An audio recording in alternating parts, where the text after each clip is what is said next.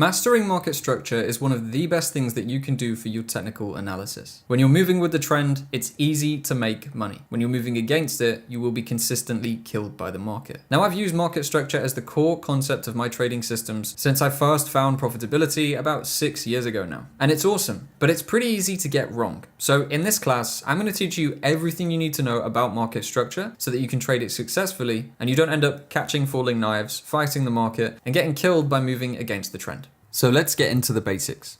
Markets move in 3 main phases: uptrends, downtrends, and consolidations. An uptrend is simply a phase where the market is moving up, downtrend where the market is moving down, prices are getting lower, and a consolidation is where the market moves sideways, and if we averaged it out, basically price wouldn't have made any movement to the upside or the downside. Now, these 3 phases are going to be the phases of which we are trading. We are going to buy during uptrends, and we are not going to sell. We are going to sell during downtrends, and we are not going to buy. And when it comes to consolidations, we are pretty much just going to avoid these. We don't really want to trade consolidations because there's no clear direction as to whether the market is likely to go up or go down. And the idea is we just want to move with an uptrend for the duration of the trend, and eventually the market will give us signals that it is moving back. And when it starts to show us that it might be moving down, we stop buying and we actually start to sell instead. So these are the 3 core phases that you need to understand: uptrends, consolidations, and downtrends. Uptrends are for buying, downtrends are for selling, and consolidation is for sitting out of the market or finding opportunities somewhere else. When it comes to identifying whether a market is in an uptrend or a downtrend, there is, in my opinion, a clear-cut and correct way to do this. Now, we don't want to use things like trend lines. I know a lot of traders believe a trend line indicates the direction of the market, but the problem with trend lines is actually what you can see just here, where sometimes a trend line will break, indicating to trendline traders or trend traders as a whole that the market is likely to move down, but then it actually just continues moving up. Now, when you think about it realistically, a trend line is just an arbitrary line that you've drawn on the charts, and it's not really giving you any clear insight into real price action. So instead of using tools like trend lines, we're actually going to look at the real price structure, which means when we're looking at a market, we want to view the highs and the lows, and they indicate which way the market is going. So it's the most realistic, the most raw way of looking at which way the market is heading. To do this, we use concepts we call high and low structure, which is essentially what you can see on the chart here. Higher highs and higher lows indicate an uptrend. So where you can see I've written HH, this is a higher high, and this is simply a high that is higher than the previous one. Okay, so as you can see, we are continually forming higher highs in the price structure here. Obviously, this is an example, but you'll see this on a real chart in a moment, which tells us that this market is endlessly moving to the upside. It keeps going higher, therefore indicating an uptrend.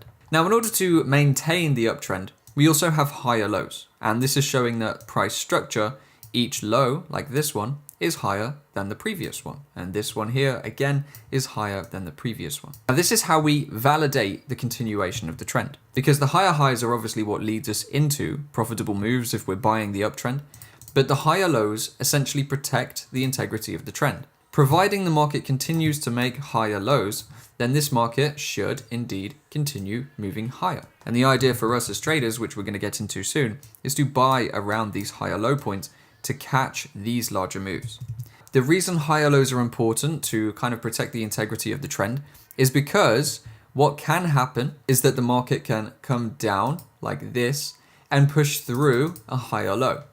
Now this would then create a lower low, okay? Because this low that we've just formulated at this level is now lower than the previous low, which was indeed a higher low over the previous lows, right? So keeping it simple there, essentially this low is lower than the last one, which tells us that the integrity of this uptrend is now broken because the market is showing willingness to push lower than previous lows that were printed in the market. So what would this lead into then? Well, generally what we see after the formation of a lower low is the start of a downtrend. So this lower low might then be followed, and often will be followed, with a lower high. Okay, so we can mark that as an LH. This lower high is simply a high that is, of course, lower than the previous one, which is this one just here. This tells us that the market is actually now starting to trend downwards. And instead of moving up, and instead of looking to buy, because we're expecting it to move up, we would now shift the narrative. And what we would hope to do is see a pullback or retracement, as that's also called, to sell in and around the next lower high. We're expecting from this point onwards for new lower highs to form and for the market to continue moving down. So that is kind of how we see trends using highs and lows, and the simple price action way to view the changes in the trend. Now let's lock in on this phase of price action on Euro Swiss franc. This works on all markets, on all time frames. We're going to go through that high-low structure and mark out this trend. So from where we are going to begin, we're looking at pretty much this high, and then our swing low of the entire movement is going to be down here, and then our swing high of where price currently is up here. So we're going to work out the trending direction between this area of price action. So the first thing we can do is just use this path tool to start plotting the trend. We have our high. Here we have a low. However, one thing I want to draw your attention to is this low did not push beneath the previous higher low. So this phase of price action following to this move and then down to here is actually just consolidation, okay? Because we didn't break through a higher low, the higher low being this one just here initially, we haven't yet validated or changed the trend at all. So this would be a consolidation. Now we can then see there was a push down here. This pushed us through into a lower low. So this is actually the beginning of a downtrending phase of price action here, okay? Now from this lower low, the market comes up and creates a high. Guess what? This high is lower than the previous high. So this would be our lower high. The market then comes all the way down very quickly to this level and prints a lower low, okay? So now let's mark those on. We have a lower high, which is lower than the previous. Now we do also have a lower high just here, which was then validated with the break-in structure that appeared.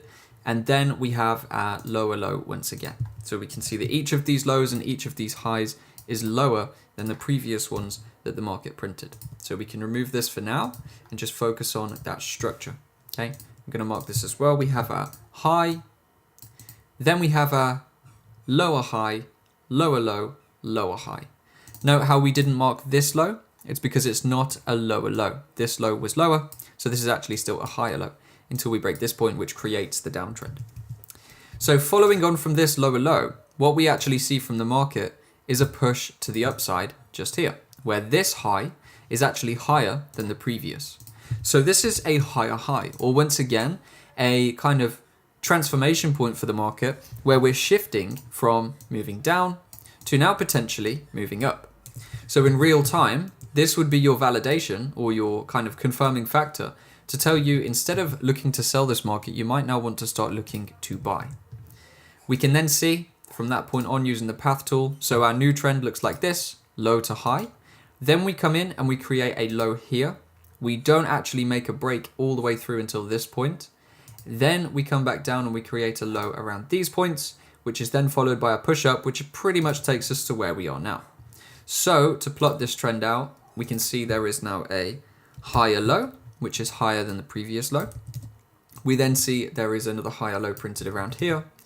And we can see that there is a higher high printed at just this level when the market made its drive through the highs just there, creating a high that was higher than the previous one. So now let's take a look at what this looks like on the chart. We're going to run through it with the path tool so you see the full explanation. From the high down to the low is essentially the major first move. This is where we created our first downtrending price action. But to really refine it in, we have this consolidation followed by this push down, which creates a lower high and validates it with a lower low. The market then comes and creates a lower high, pushes down, validates it with a lower low. The market then pushes up to create a higher high, pulls back down to validate it with a higher low. Then we have this run to create a higher high, which is higher than this previous one. Then we come in to create a higher low and push up to create a new higher high as well, okay? So that is the overall refined view of the trending market. And this is a market that's shifted from downtrend into uptrend, and you can see both of the directions there and both of the trends laid on that. Now, one question you might have, of course, because you can see I've averaged out the price action here, is why aren't we accounting for this area, for example, as lows. And that is because, of course, this did not create a new higher high. So essentially any price action that takes place underneath this high is then just consolidation again. We've created our low at this point. We created our high at this point. So anywhere between these two red lines is sideways price action. It's only when the market breaks out above this high that we actually validate this higher low and can then start looking at new higher lows and higher highs, okay? So if we don't create a new higher high, then the higher low is not going to be valid, meaning basically this is the lowest point we reached before we broke through here. Therefore, this is going to be our higher low. If the market had pushed up like this and then pulled back and then pushed to this level, then this would indeed be our higher low. But for the given example we're looking at, we like to average out and see things for just the simple individual highs and lows, which in this case is going to look like this, okay? And then on the down trending move, we have consolidation move, but then this is where our trend begins with our high down to our lower low, then to our lower high, then to our lower low. So that's an idea of structure mapped on a real chart. Obviously, as you can see, it's not as clean as a diagram, but this is what you're going to be working with. So we are going to look at a fair few chart examples throughout this class, so you can see this in real markets as well as, of course, the diagrams and explanations we give. So let's move on. All right, so the next thing to talk about is impulses versus corrections. Impulses and corrections are the two phases of which markets trade in when they are in a trend. So during an uptrend, which is going to be pretty much all of the price action from the low here up to the very high in the trend, there are going to be two types of move in each of these little pushes we get: impulse moves and correction moves. An impulse move is the pro-trend move, which essentially means it's the move that creates a higher high, or in a downtrending scenario, it's the move that creates a lower low. So the impulse moves actually decide the trend direction, right? If we get a push from here down to here and it pushes through a higher low, creating a lower low, that's actually an impulsive move, which is now deciding the direction of the trend. Now with this next move again as well, we have this lower high down to our lower low, and as you can see, this move pushed us through a previous low. So that makes it an impulse move, right? So the impulsive moves are essentially the movements that push price over highs or beneath lows. We can see here we have a high, then the pullback, then the impulse move is the one that pushes us to a new high. So an impulse move will push us past this level, and that's going to create the new pro-trend movement essentially. So the impulses mapped out on this chart are pretty much all of the ones we have now marked, along with this one here. These ones, so 1, 2, 3, 4, are bullish impulses, and they are pushing us into new highs, confirming the existence of an uptrend. For the bearish impulses, we are looking at this one and this one, because this one here pushes us from a high down to a low, which is lower than the previous low, crafting that lower low, therefore breaking us through a low, becoming an impulsive move. So the impulsive move basically determine the downtrend here, and then following impulsive moves will continue the downtrend. Now, if the market created this low and then had a push all the way back up like this, which pushed us over this lower high once again and actually created a higher high, then this move would be the impulse move to a new uptrend, okay? So that's impulses. The second type of movement is corrections or corrective moves. Corrections are the pullback moves. So a pullback is essentially where the market is slowing down temporarily and making a movement kind of against the overall trend. Now this happens because, of course, buying is very strong in these impulsive moves, but people are going to take profits. Some people are going to sell. So we get this kind of alleviation for the market where weakness comes in for the short term until we see a price where traders are happy to buy in mass again. Then we get that new impulse. So corrective moves are basically contained within the high and the low of each of the impulsive moves. You can see the low of the impulsive move is there, the high is there. The corrective move does not break above a high, and it does not break beneath a low. All it does is pulls back inside of the range of the larger impulsive move. So you can see that's what's happening with every single one of these corrective moves, okay? So a corrective move is basically counter trend. If we are in an uptrend here overall, so this averaged out is going to be a pretty clear uptrend. Let me mark that on. We know the impulsive moves are therefore going to be up or pro-trend moves. and the corrections are actually going to be going down. So they counter the overall idea. Okay, they are essentially retracements or pullbacks or phases where the market is going in the opposite direction to the overall bigger trend. Now, in the downtrend, where we have bearish impulses or downtrending impulses, which are continuing to push the market lower, the corrective moves are going to be pulls back to the upside. So any short sellers who are profiting from sell moves are going to buy back their contracts, which is how they close them to take a profit. That's going to inject small amounts of buying pressure into markets around new lows, which will create these corrective moves, pulling back. So we call it a correction, a pullback, or a retracement, either or, any of those. And then when we reach our new lower high point, then we will follow through with a new impulsive move. Okay. So impulse moves are pro-trend and corrective moves are counter-trend. Okay. And it's important to understand these phases because we are always going to be looking as to whether the market is continuing to make bullish impulses or whether it breaks into bearish impulses.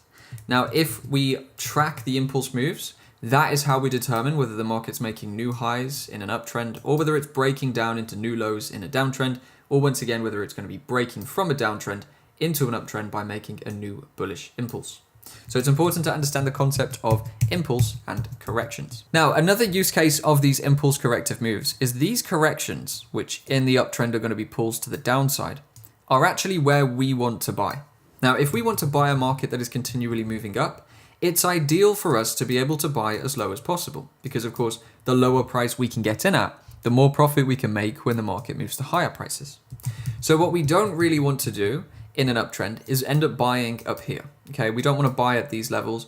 We want to buy as low as physically possible in each of the moves. So if we see the market push up like this and it creates a new high, rather than buying here, we want to ideally be able to buy somewhere in the corrective move.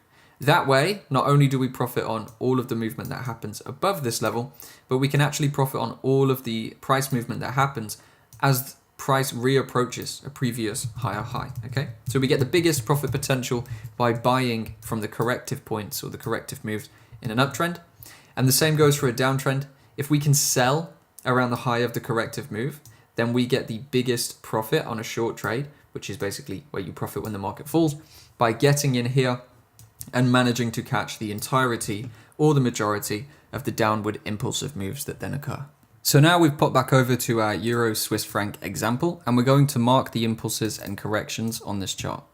We're going to start with the impulsive movements on this phase of price action from the very beginning. So we have a low here, which is then pushed up, and it's pushed us over the previous structural highs. So from here to here is our first impulse, okay? Then we can see the market pulled back, however, it failed to break through the low. So therefore, this is going to be a corrective move. So let's mark them different colors based on the trend. Green, that's going to be our impulse. Red, that's our correction. Then we have another push to the upside here, creating a new high ever so slightly. That is going to be our impulsive move. And then the market comes back and creates a bearish corrective move. Why is this a correction? Again, because it didn't break us through any significant lows. In order to change the trend, we would have needed to see a break of this low here, okay? So then we get another impulse to the upside from this low to this high. That's going to be an impulsive move or a pro-trend move. Now this is where things get a little bit messier, and this is good to show you. This move here, although it did eventually follow through into a lower low, in real time would have been seen as a corrective move because of course we can't see that the market was going to move into a downtrend. So we would essentially be looking at buying this level in anticipation of the market then moving higher. Then what we actually saw from that point was that the market didn't push higher. It ended up pulling back here. So this move realistically is just going to be seen as a consolidation move, and that goes for basically both of those pushes there. From this point to around here, the market didn't get anywhere. It just failed to make a new low, failed to make a new high. So this is a consolidation or a phase of price action that we would generally want to not trade. Now we then do get, however, from this high down to this low, an impulsive move. And this one can be classified as an impulsive move because it broke through a previous low, right? We see that we had this low marked up just here. This low was broken with this move down. So that creates a new bearish impulse, or basically makes this push down a bearish impulsive move, or a downtrend impulse. So that would then lead us to kind of shift the narrative. We're not looking at bullish impulses and bearish corrections anymore. We're looking at the impulses to be the large down moves, and the corrections now become the shorter pullback moves. So this would be our corrective move. So what we can do is make this one green, so you can see this is an impulse. Our next correction would then be up to this point. Our next impulse would be down to the low just here. But then we have a pretty immediate market shift.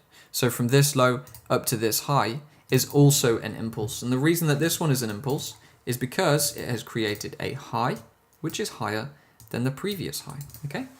So we have impulse, correction, impulse, correction, impulse. That's an uptrend. We move into a bit of a messy phase of consolidation, but then we make an impulse, starting a downtrend, correction, impulse, continuing the downtrend, but then we are immediately followed by another impulse, which pushes us back into new highs, therefore validating a new uptrend. So the next corrective move is going to be a bearish corrective move, which is the pull down from the high that we've just marked down into this low. This is our correction because the market is now actually moving to the upside. It's bullish, okay? So our next impulse will then be from this low to the formation of a new high, which is going to be this piece of price action here. So that's going to be our impulse. Then we have a corrective move down to this low, followed once again by an impulse, which pushes us higher, okay?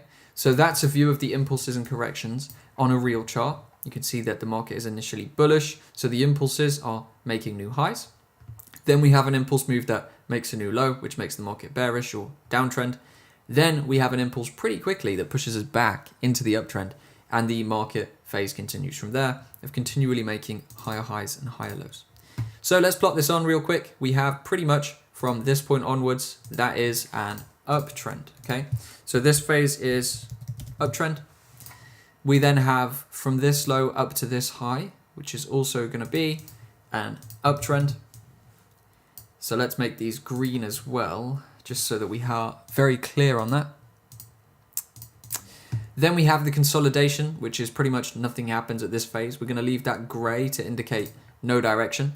And then from the high that we print pretty much there, down to the low just there, we're going to mark that out as a downtrend because that is where the market was shifting to the downside.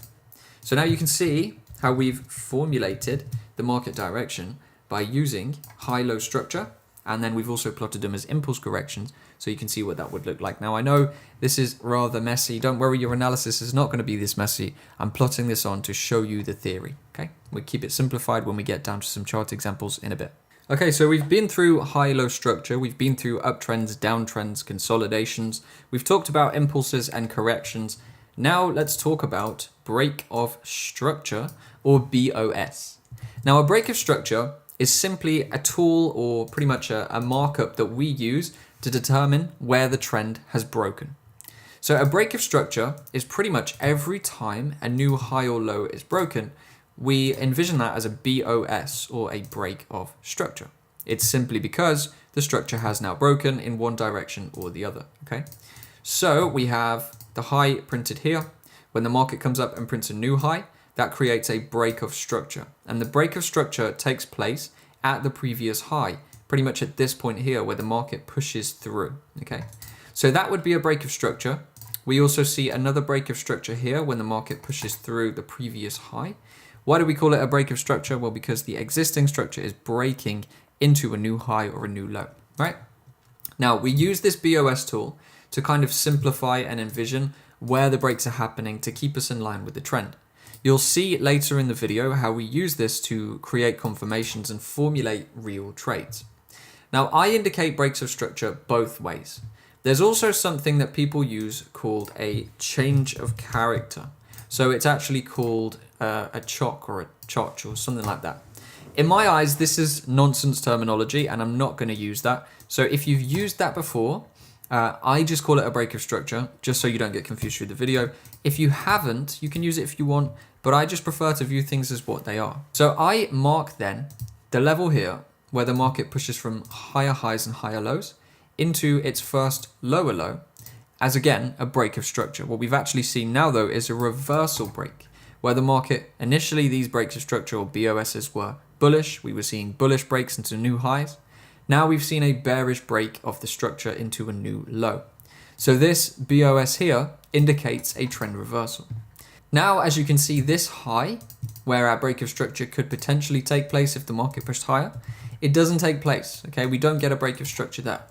Instead, what we get is a push through the next low, which then again creates the next break of structure, or in this term, creates a bearish impulse and validates continuation of the downward trend. So breaks of structure are essentially taking place at the points where highs are breaking into new highs or where lows are breaking into new lows. And these things are going to be pretty much how we indicate which direction the market is going. We're going to use them for trade confirmations and just making the analysis clearer. You're going to see these a lot more, but that is what a break of structure is. And some people will call this one a chok, change of character, whatever. I don't do that. If you do, you can continue to, but throughout this video, you're going to see this indicated as breaks of structure instead of that, okay? So let's move on. So in a simplified manner now, we're going to run through this little phase of price action on Australia dollar, Japanese yen, and mark out these breaks of structure. So we're going to begin around here. We have a high, pushed down to create a lower high, and now we've pushed down to create a lower low. Now, until we break this high, we are not really changing the trend direction because, of course, the market could pull up to pretty much here, but still keep moving down.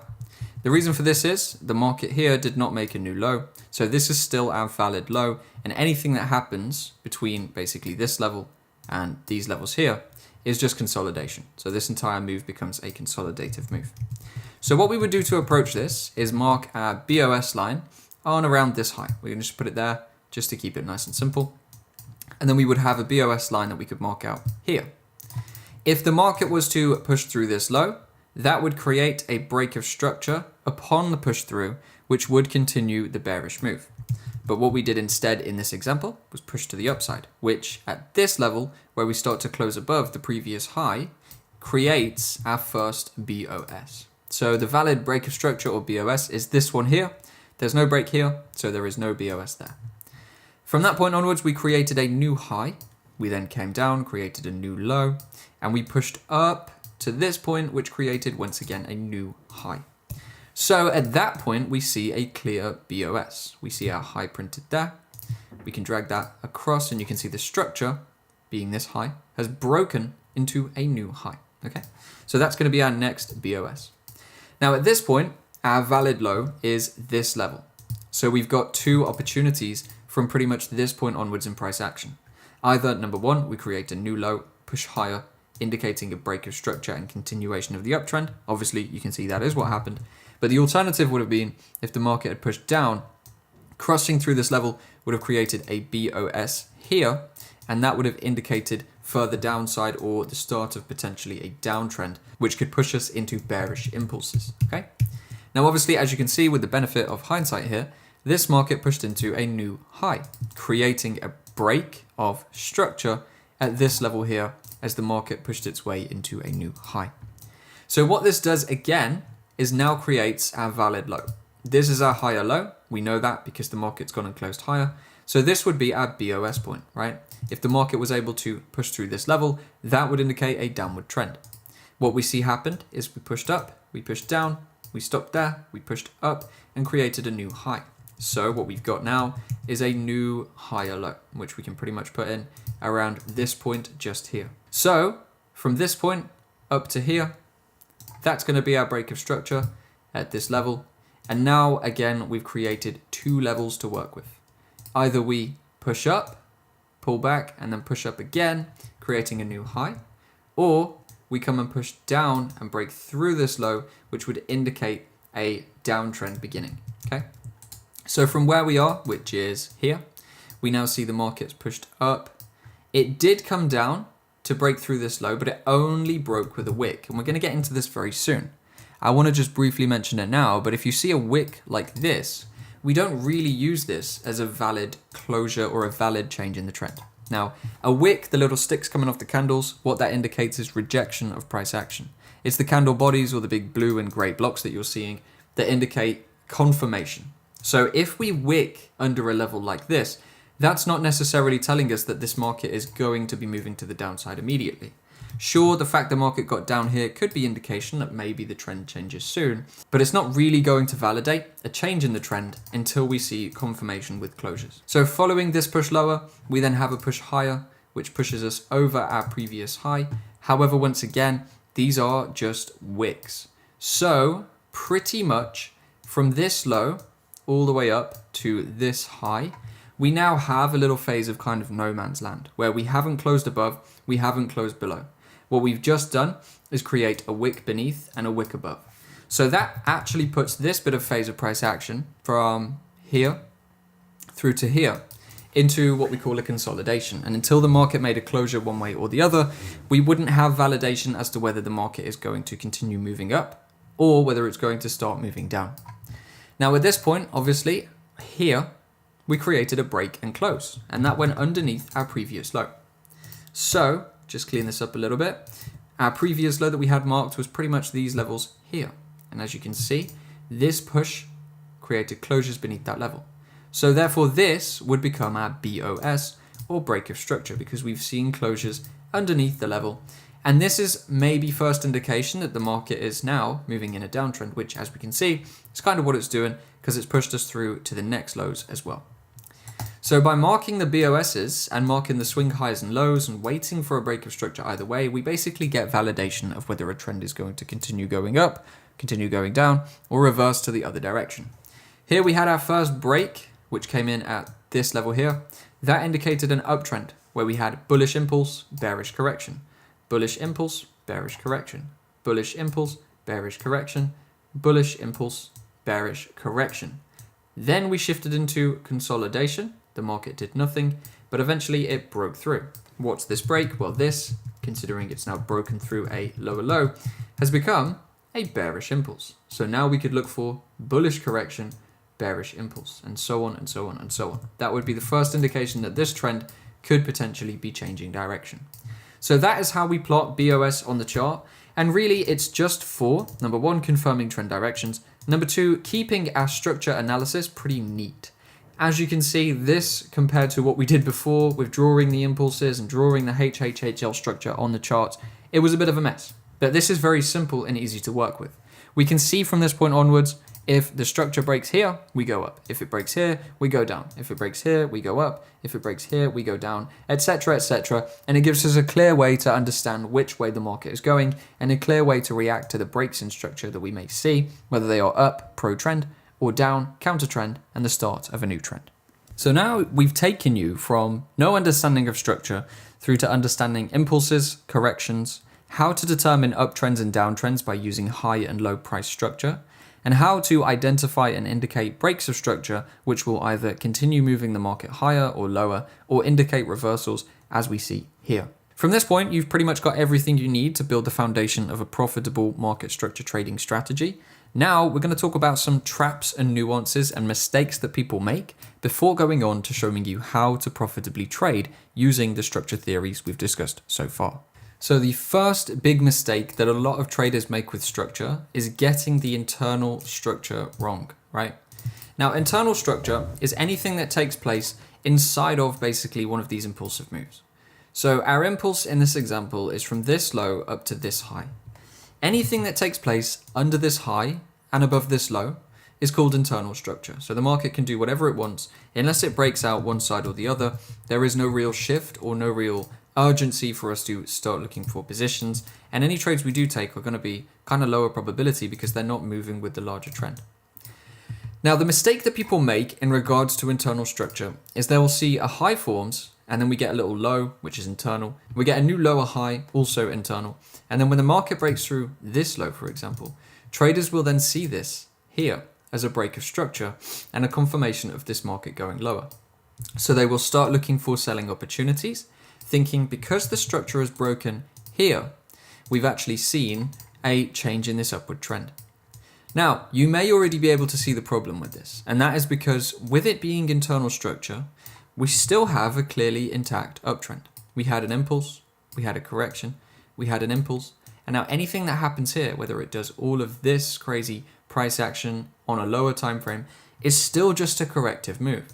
And the market can then still, and probably will still, go and push up in line with the larger uptrend.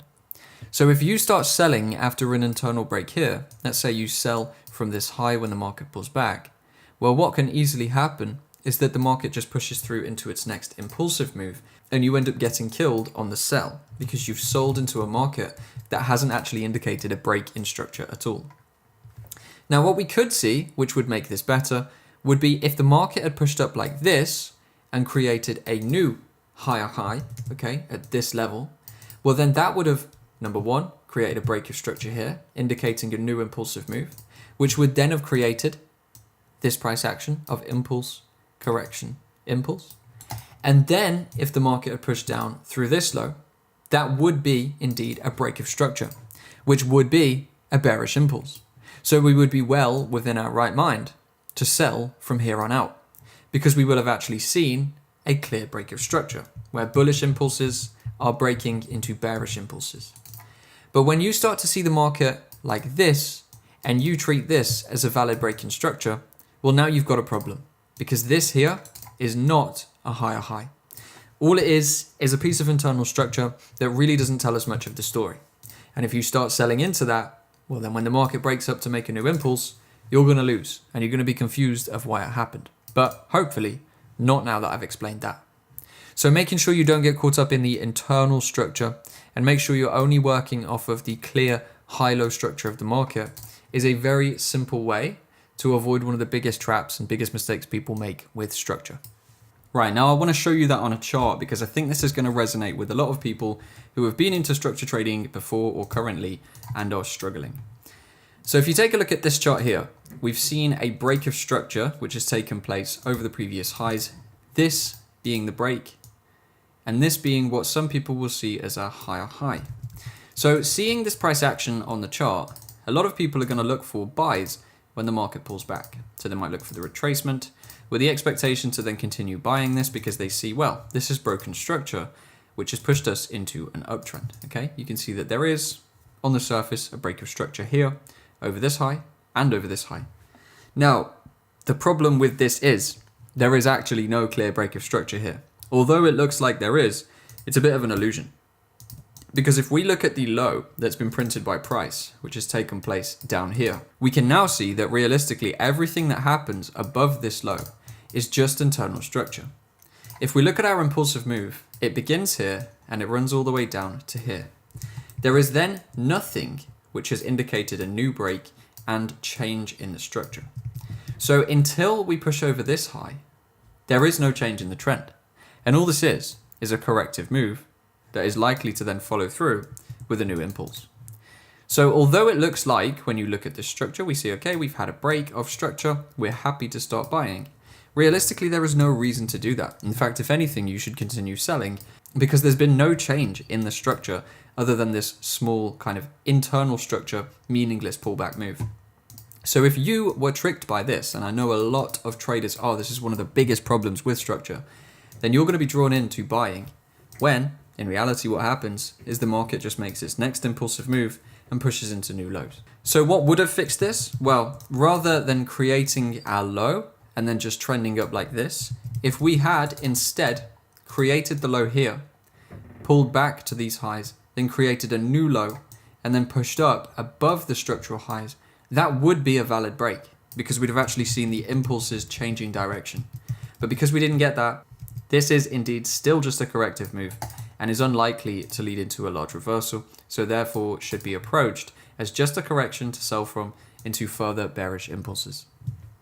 The next big mistake that people make with structure, and this one's a really easy fix, is failing to differentiate liquidity sweeps to breaks of structure. Now, a liquidity sweep, we're not going to go massively in depth on the topic of liquidity in this video, but there are many classes on my channel. But a liquidity sweep is basically where the market will push above or below a swing high or low, take out liquidity, which is essentially orders, and then reverse sharply in the opposite direction. As we can see when we look at, of course, the low we just drew on here and the high that we have up here. So we see a push beneath the swing low and then a sharp reversal. We see a push above the swing high and then a sharp reversal.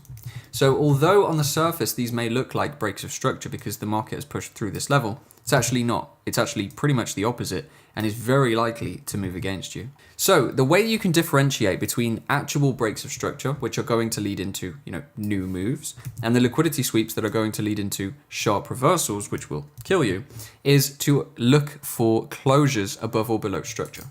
So we can see at this low, we had no candle closure. And the candle closure, by the way, is simply when we see a large candle body like this close through a high or low.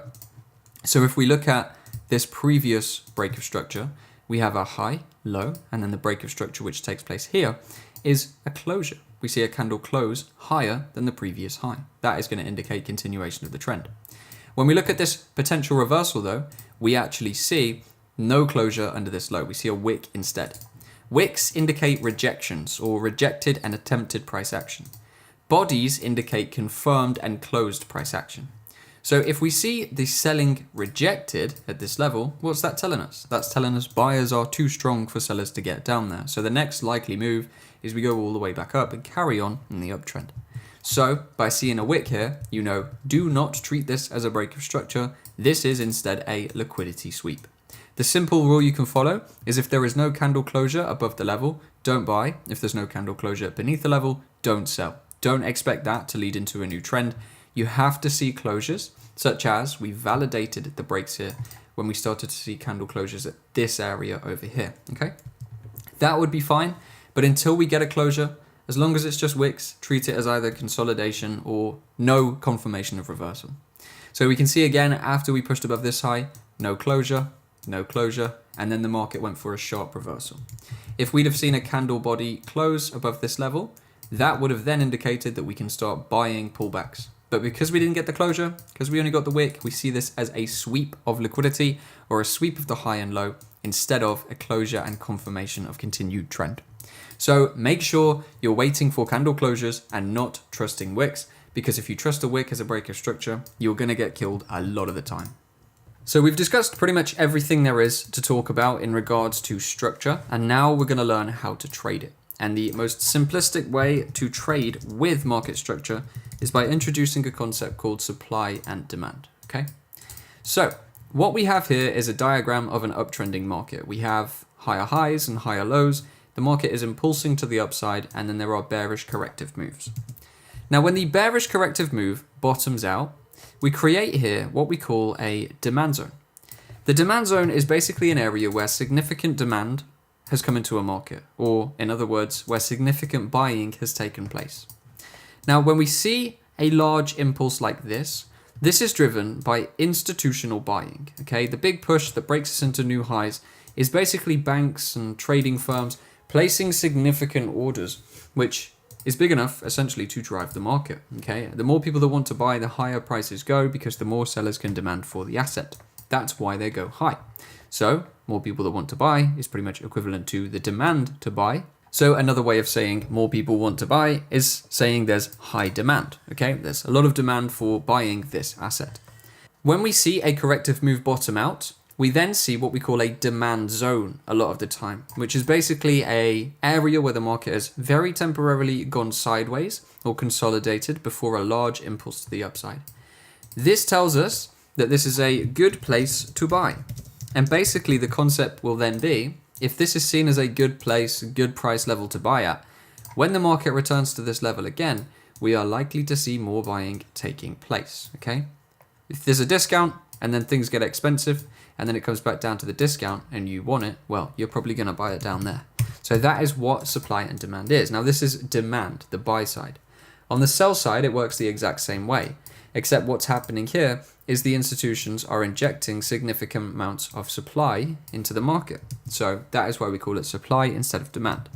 Obviously, this is then seen as a premium price to sell. If the market retraces to it and you want to sell your assets, well, the more you sell it for, number one, the more profit you make if you are in a buy trade. Number two, the better price you are in at if you are looking to short the market, okay? So that's the supply version. Let's focus on demand for the moment then. So what we often see within the market when we're looking at candlesticks is we have our demand zone, push away, and then the market pulls back, retests the demand zone, and then makes its next push away.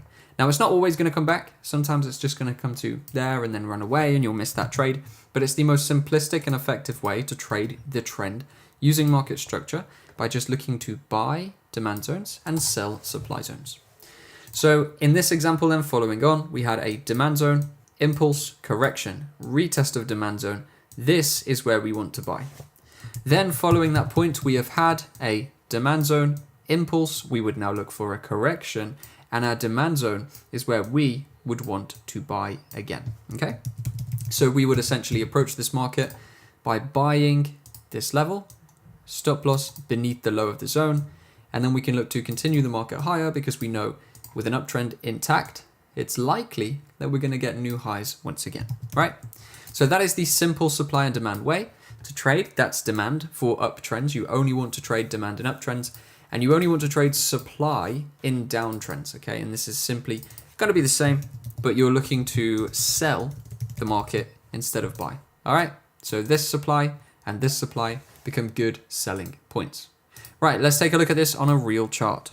So we're doing a bit of replay and we're looking at NZDJPY, 15-minute time frame, but for reference, this will work on any time frame you want to approach the market from.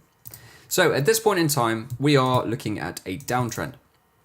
We've seen the market here create a high, then we've pushed into a lower low, then we've created a lower high, we've pushed again into a lower low, and a lower high, and now we've pushed lower once again. So we are now in a downtrending move, right? Just to draw that out for you, we have this kind of price action, and we are currently trading down here.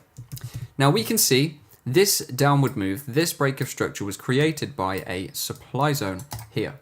And to show you how I plot supply, I simply use the last candle before the impulse that has imbalance. So don't get confused, I'll break it down for you now. We see this candle here, this gray candle, this is the last candle before the impulse to the downside, okay? So that is why that will be the supply zone. Simply the last candle essentially before the push begins. So to show you a couple more examples, we would have this gray candle here. This is the last candle before an impulse to the downside that broke structure. Therefore, that is going to be the supply zone. As you can see, if you'd have sold that supply, you'd have caught a very nice entry to that move, okay? Now, the imbalance point I just made, an imbalance is simply an open candle range. So when we look at, for example, the supply zone we're currently focusing in on, we can see the wicks of these candles here go up to this point, but don't go into the supply zone. So that creates, basically, in this area here, what we call imbalance, right?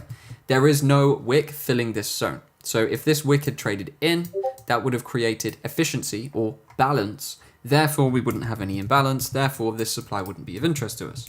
But because there is still this open price range between these wicks and the wick of the supply zone, there is basically a draw. This is going to act as a magnet that pulls price towards that level. So this is therefore a level of interest. Now that is why we are not going to be interested in, for example, this, which is a last candle before an impulse. Why is that? Well, because this one has already been hit. So this could have provided its own trade, but we are kind of past that point now. There is no gap between this wick and the candle that we're looking at as our supply. Therefore, there's no real reason to focus on that level, okay? Again, here we have supply, but there is no imbalance. There was initially between this candle and this candle, but the market's filled this now. So there is no imbalance there for us to focus on, therefore making this one irrelevant as well. So the zone that we're looking at here is basically the last imbalance point in this leg of downward price action, right? Nowhere imbalance down here anymore. The only imbalance left is up at this point. So with this being the last candle before the impulse, and with it being an imbalanced supply zone, we know the market is trending down. We have that clearly mapped. Down, correction, impulse, correction, impulse. We would then want to look at this supply zone as our selling move, okay? So providing we don't push above the high around here, or even in this scenario around these points, we should remain bearish. Therefore, we could confidently sell this supply with stop losses above those highs and expect the market to at least come down towards this low again, right? So a simple way to approach is simply to target the low that's been printed in the market. Now, you can actually extend trades further because you're pro-trend trading. So if you wanted to and you expected the market to keep going, you could extend the target further. But for simplicity's sake, we're going to look at it like this and actually map just a target down into the low, all right? So generally then, what we would expect to see is for the market to return to the supply zone and then lead down in an impulsive move to create a new low, which would then open the doors to the next opportunity, right? Again, with this push down that we've now seen, we could look at the last candle before the impulse down. That's going to be up here for this example. So this would be where we would look to sell the market, all right? So if you were following this simple trend trading system, you would have your entry around this supply. Your target would go down into the swing low here, and then you would just look to sell that market when the market returns to it. Now, obviously there are nuances. You can use confirmations and things like that, but we're keeping this lesson on track, on topic to market structure. So we're going to just follow this simplistic approach. Market returns to there. We are then hoping to see the market sell off. And as you see, in this instance, it didn't happen. So what we get here instead is, number one, a losing trade. So that's going to be minus 1%. When we factor that up though, we have a minus 1% trade here, and we have a plus 3.94% trade there. So in total, over these two trades, you've made 2.94%, even though you've only won one and you've lost one, okay? 50% win rate, you're still up 3% just over two positions. Now, this is where the real beauty of trend trading kicks in. Let's think about what this has actually told us. Although we've just lost a trade, the market has broken structure. We've seen a push, which has created a BOS over a previous structural high. So let's map that. We're up 2.94% so far. And what we've actually done at this point in time is reshift the structure from down to up. So if we continue this structure mapping, we've got one impulse, correction, impulse, correction, impulse, correction, impulse. Now we've had another impulse, okay? So we had some internal structure mess arounds, and then we had a big push to the upside, which has created an impulse. What has this impulse done? This has given us a higher high. A higher high indicates the market is likely changing direction. So what do we do from this point on? Well, first of all, that's going to be the low that we're focused on. If the market pushes under this low, that would actually shift us back into downtrend. But providing we stay above that low, we can actually now look for buying moves. So what I'm going to do here is mark out the demand zone, which is the last candle before the impulse, which has created this break of structure. So what we would now want to do is place our buy orders here, stop loss under the low, and then we could target the newly formed high, or we could extend that target even further, because we now have a good idea and a good understanding that it's quite likely the market will retake this high, given that it follows the standard trend structure of, let me just map it out, low, lower low, lower high, higher high, confirming trend reversal. We're now looking for a higher low to take us into higher highs. So the no-brainer trade is the one we have mapped here. Now, let's give this a moment and see how this goes. So we see internal structure, market's not really doing too much at the moment. Then we come down into this area of demand. So the trade is then going to be triggered at this point. Now you're in a position where, number one, the market goes up and you win. Number two, the market goes down, and that's going to reshift the trend and provide you with a new opportunity to go the other way and sell, okay? So the goal with trend trading is not to be right all of the time. Nothing in trading is going to make you right all of the time. The goal here, and with pretty much every form of trading, is just to have positive risk reward and positive expectancy. Meaning we can be wrong on 50 or even 60% of trades, but the ones that win are considerably larger. So if we take a look at this, we've had a 5.42% win there at 1% risk. We have 2.94%, 5.42%. We're looking at around an 8.3-ish% return over these positions. So we have one loss, two wins. Decent win rate, but nothing crazy, 66%. And we've actually made 8.3% in just 3 positions by using this simple supply and demand method in line with market structure. So it's incredibly simple, but this is how we start to turn market structure theories into actual trades. Now, there is an extra way that you can double confirm trades if you feel a little bit nervous placing sell orders and buy orders on these supply and demand zones. This is what we call a standard confirmation entry. Now, in this market, we can see there is a clear downtrend at the moment. We created our low, lower high. Now we've pushed down with a massive impulse into a new lower low. So if this high around here breaks, that would push us back into an uptrend because that would create a impulse, which was bullish. But providing we stay underneath this high, we would be creating a lower high. Therefore, we'd have good odds to sell this market down back towards the lows, okay? So an immediate trade you could do following the method we just discussed would be a short position or a sell trade. You'd sell supply with a stop loss over the high and your target would go down into this low. Now this, of course, is what we just discussed. This would be a fine way to approach the trade. However, psychology plays an important role in trading, and some people are going to be a bit too scared to go placing buy and sell orders on supply and demand zones like this.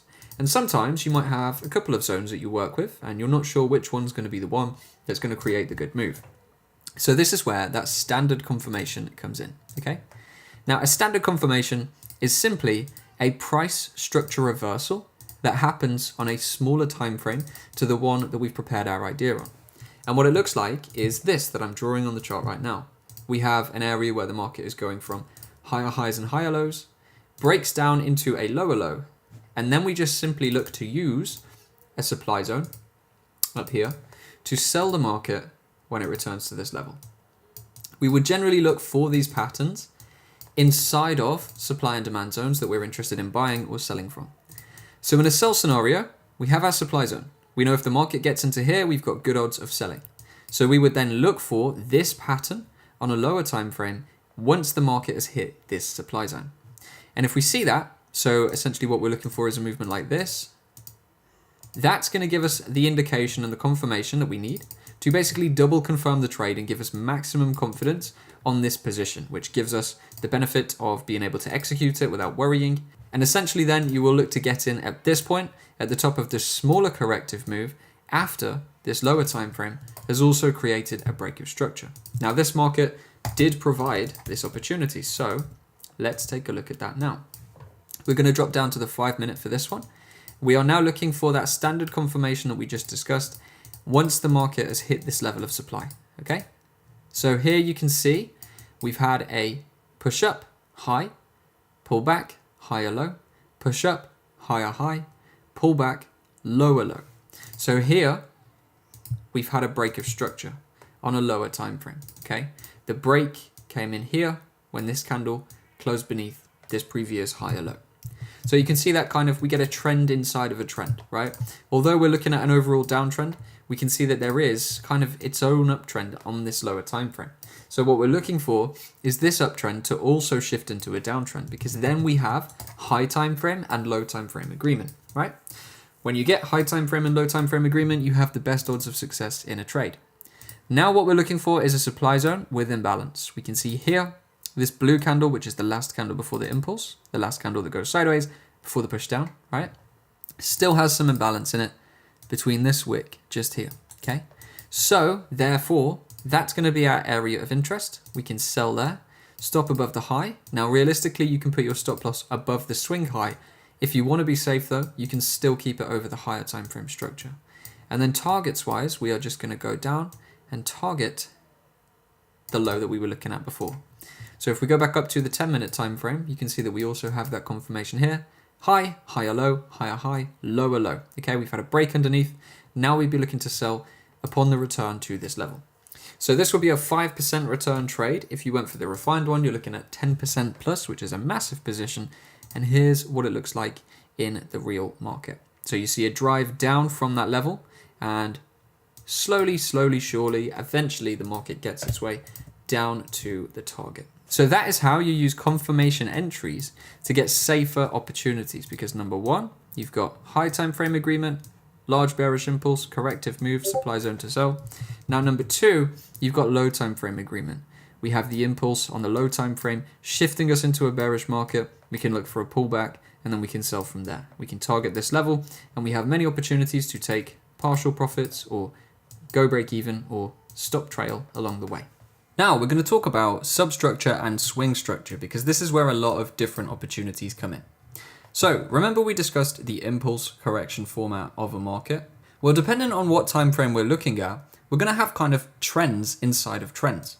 So if your high time frame analysis and your high time frame trend is on, say, the 4-hour time frame, on the 30-minute time frame, the hourly time frame, the 15-minute time frame, the 5-minute time frame, there are going to be these smaller trends inside of trends. You're going to see smaller trends taking place as you zoom in because there are more candlesticks available. So we can section the analysis into two types. Number one is the swing structure, and that is the clear directional bias of the higher time frame that you've analyzed. So if we analyzed an uptrend on the 4-hour, the 4-hour structure is going to be the swing structure, and the uptrend that we found there is going to be, again, the swing structure. But this is where the magic happens, because inside of the corrective moves or the pullback moves that we see, we get substructure, which is kind of that internal structure that we discussed.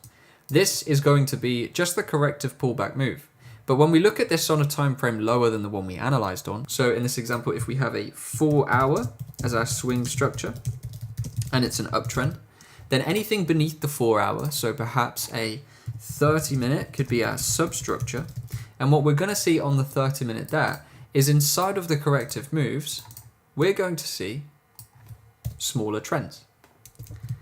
And what we're going to see there on the 30-minute is inside of these corrective moves, we're going to see smaller downtrends, okay? Whereas these might not be so visible on the 4-hour, it might just look like a couple of candles pulling back.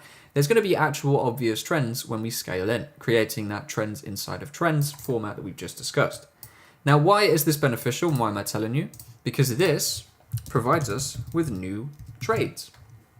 We don't just have to stay isolated to buying the higher lows, but what we can also do is look at opportunities in the corrective moves to sell down through the corrective move inside of these lower time frame downtrends. Now, there are some nuances around this, and we need to be careful that we don't try to extend markets too far. So what we're going to do is go to the real charts, and I'll show you some examples of how we can trade this substructure. Let's go now. All right, so for this example, we're going to look at XAU USD, which is gold, and we're going to the 4-hour. We're going to do that 4-hour, 30-minute format. So we can see the structure here has just shifted from bearish with these lower lows and lower highs into bullish with this break of structure, which pushed us over the previous lower high. Okay, again, all of this down here is internal structure, so the break doesn't take place until this high goes. Now, with the market pushing into an uptrend, our obvious next move is going to be looking for a buy on this market when we pull back to an imbalanced demand zone.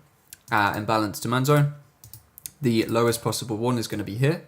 So we would look for a position that looks something like this, waiting for a pullback down to then buy higher.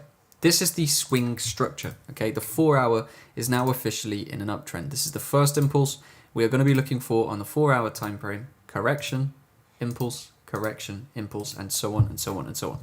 However, of course, if we are expecting this market to get lower, well then isn't there opportunity for us to sell through this range? Surely there is a trade somewhere for us in there that we can take on a lower time frame. And that is what this substructure trading is all about. So if we go down to the 30-minute time frame now, what we're going to be looking for here is a shift in the 30-minute structure, because as we can see at the moment, along with the 4-hour, the 30-minute structure is also up. We're creating higher highs and higher lows continuously, and that is still pretty much exactly what we're doing right now. But if there was to be a break of structure like this, well, that would change the narrative here on this lower time frame. We would have seen a higher low break, and that would then lead us into the possibility of selling on this 30-minute trend. And there's nothing that really makes this 30-minute trend less valuable than the 4-hour, okay? So what we can do here is look for opportunity to sell the 30-minute as if it's its isolated pair. And then when we start to reach more significant swing structure areas, we should look to get out. Now, what we don't want to do is try to push a substructure trade too far. We should always understand, if we're trading this substructure format, we only want to trade it down towards previous areas of demand because we expect the market is likely to trust the 4-hour more than the 30-minute, meaning the market is more likely to go higher once again rather than turning it into a new downtrend, okay, on the higher time frame. So any substructure trades we take essentially should take place within the confines of the last swing structure move. If the swing structure move is going up, we don't want to try and trade past that low, but we just want to see if we can push this market down into an area of demand before we then start buying once again. So essentially we create what we call a sell to buy scenario. We are looking to sell here, and then we are looking to buy from there onwards, okay? But it provides us with new, fresh opportunity on kind of trends inside of trends. We have our big picture narrative, Now we can look for an opportunity inside of that. So here is a quick rundown of what this might look like in a real market. We've seen the market push down under this level. We've then seen a pullback up. We didn't get a closure, so we probably wouldn't want to immediately look for a trade just there. Although had we got in there, that would have been a very nice place to do so. Okay, so if we'd have seen a candle closure under this low, this would have been the ideal location for us to then sell from. But what we would really want to do is see a more significant breakdown from there. We need to see closures under this level essentially to validate that we are ready to go lower. Now, yes, we did have a break here, but with substructure trades, it's always nice to see us pushing more significantly into the range so that we're not getting into positions too soon. Because of course, what we don't want to do is dive into a sell and then just get killed by the impulse continuing. We want clear indication that the impulsive move of the market, being this move here, is over for now and that the corrective move is beginning, okay? So there's a couple ways we could approach this. Number one, we saw a closure under this level, so you could realistically enter there. You could put your stop losses above the next high, and you could look to take the market down towards that target, where you would then look for buys. Number two, we can wait for the formation of a new demand zone or supply zone, and then sell from there. So we have a supply zone just here. The market went and pushed down and closed, so you could look at selling from this level, and you could look to take that down towards your target. Now this one's a little bit messy. I'd prefer to go for the first opportunity of closing under the low and then selling into it. But this one is okay as well. And as you can see, the market's then pulled back and tapped it. And now we're looking essentially for a continuation lower, which is what we want to see to provide opportunity for us to be, in this position safely. Now at this point, we'd have gotten pretty much on that first wick. The market came back, tapped entry one more time, and has now pushed down to create more significant lows. So what you could do at this point is just hold this trade out and see if this is going to be the trade that gets down towards your demand zone on a higher time frame. So this area from this high down to this low becomes your substructure area, and it provides trades, essentially trends inside of trends and trades inside of trades. You have your big picture narrative of waiting for a corrective move to then buy the impulsive move and continue the swing structure. But it actually allows you to take these smaller trades, because what we've done here is confirm change in the trend that then can be sold into to bring this market lower. So that's the general idea of how we would trade swing and substructure. And then of course, after the substructure move is completed, your buy limit on the demand zone to get you into the impulsive swing structure move is going to be triggered, leading you then back into new highs, higher prices, and another profitable trade.